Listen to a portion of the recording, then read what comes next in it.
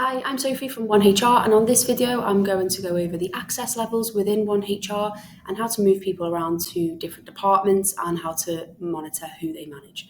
So to start off with, you have an admin on the system. They're the person who is responsible for everything. They can see any employee, book and accept leave for anybody within the system, upload documents and make changes to any employee.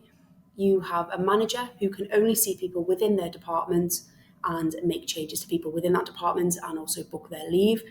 And you have an employee who can only see their profile, and when they're logged into that, they can book leave for themselves and view documents that have been assigned specifically to them.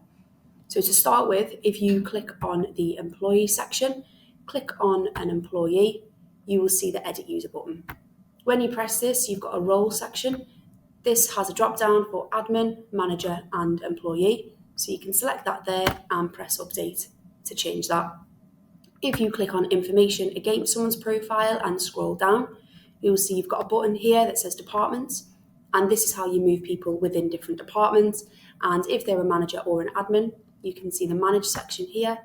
You can then pick specific teams that you want that person to manage. And once you've done that, you can press update. Once you've updated that, you will be able to see that manager can have access then to anybody within them specific departments that have now been assigned to them.